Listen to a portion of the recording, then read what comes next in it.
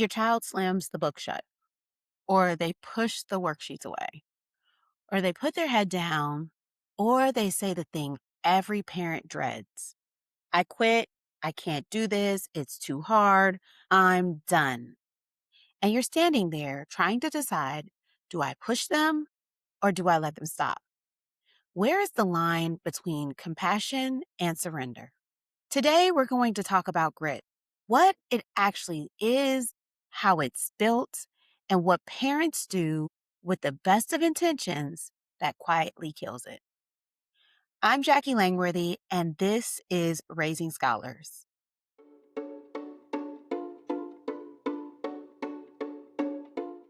Welcome back to Raising Scholars.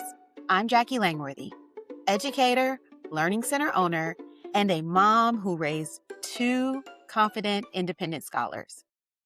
In our last two episodes, we talked about helping without overhelping and the emotional load kids carry underneath everything. Today, we're going to the other side of that.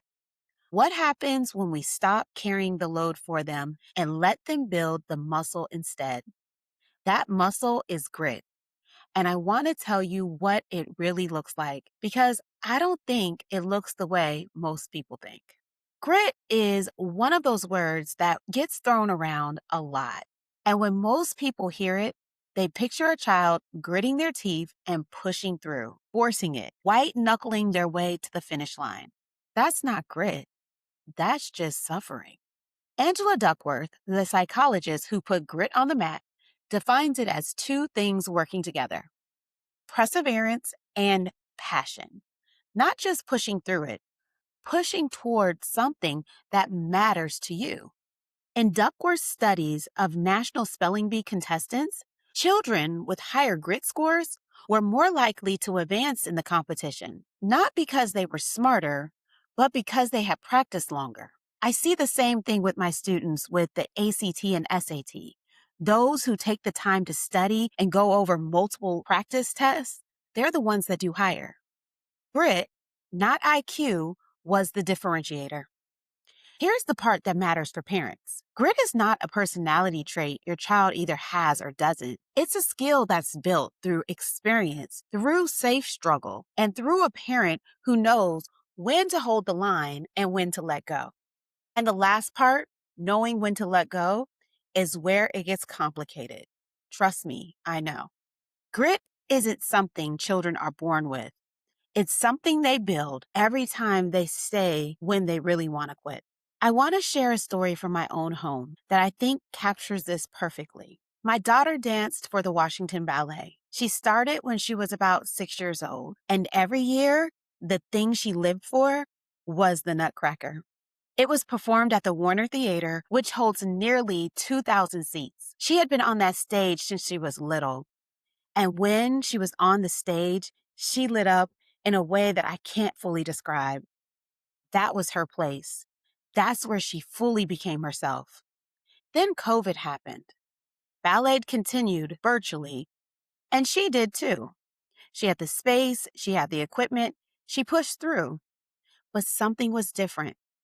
The Nutcracker didn't happen. And for the first time, she didn't have the performance to work toward. The thing that gave her joy, the stage, the audience, the nearly 2,000 people watching, was gone. She started complaining about physical pain, about how her body ached, and honestly, I didn't fully capture what she was trying to tell me at first. I thought it was just growing pains. But in reality, the Washington Ballet is intense. This is classical, rigorous training. They don't rush students through flashy jumps. They build mastery slow and carefully. And her body was carrying all of that. I could have let her quit years before. I was the one taking her 90% of the time, two kids, busy schedules. Her brother had his own activities. Quitting would have been easy, but there was something about what she was building that mattered. The discipline, the mastery, the commitment to something difficult. But when the performances stopped and she couldn't get what she actually needed from it anymore, that's when I let her stop. Not when it was hard, when it stopped being worth it to her. She didn't stop dancing. She danced with her school. She became an all-county dancer. She found the version of dance that still had her joy in it. And that's the grit lesson. We pushed through when quitting would have been easier. We stopped when the thing that made it meaningful was no longer there. And she's stronger for both decisions. The goal isn't to let your child quit. The goal is to teach them the difference between quitting because it's hard and stopping because it's done. Now, let me talk about what we do as parents with complete love and good intentions that quietly erodes the grit we're trying to build. The first thing is we rescue too fast. The moment our child hits a wall, we jump in. We explain, we solve, we smooth it over. And every time we do that, we take away a moment of figuring it out, which is the exact moment grit is built. Pattern number 2, we overpraise effort without honoring the struggle. There's a difference between saying you've worked hard and sitting with your child while it's hard during those difficult moments. Praise from across the room is not the same as presence in the difficulty. Grit is built in the struggle, not the summary of it.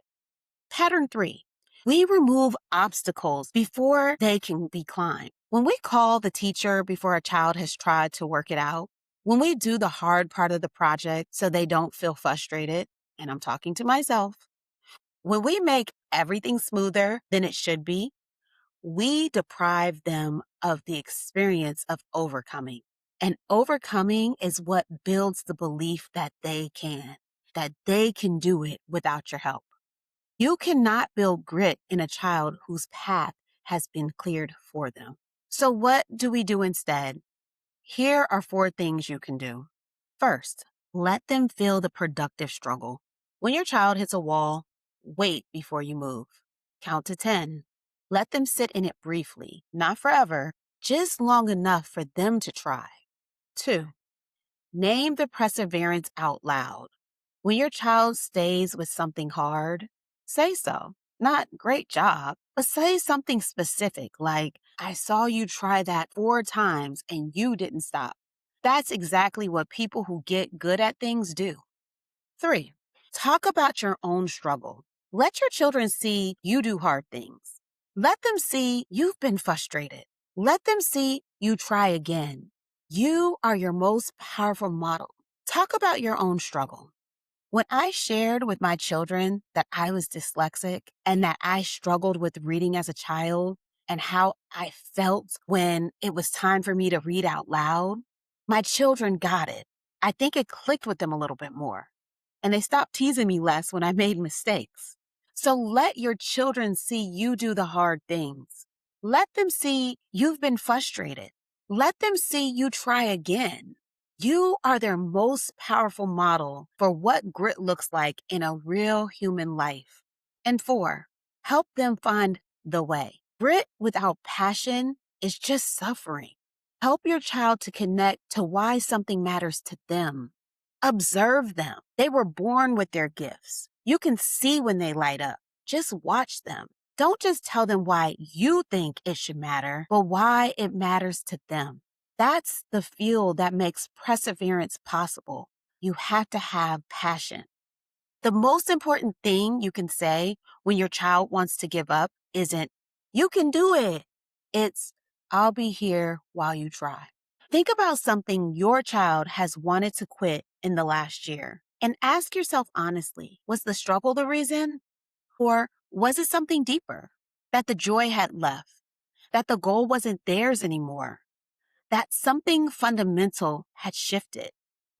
Those are 2 very different situations. One calls for a parent who holds the line. The other calls for a parent who listens.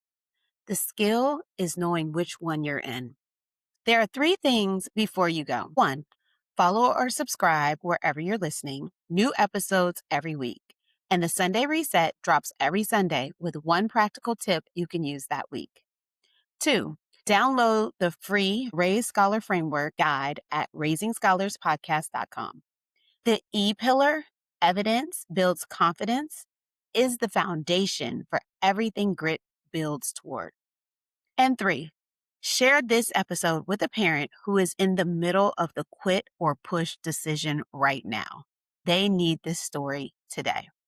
Here's your practice this week. The next time your child wants to quit something, before you respond, ask them one question. Is this hard or is this done? Give them a minute to actually think about it. You might be surprised by the answer they give you when they feel genuinely heard. Grit isn't about never stopping. It's about knowing the difference between a wall worth climbing and a door worth walking through. I'm Jacquie Langworthy. Thank you for being here. I'll see you next week.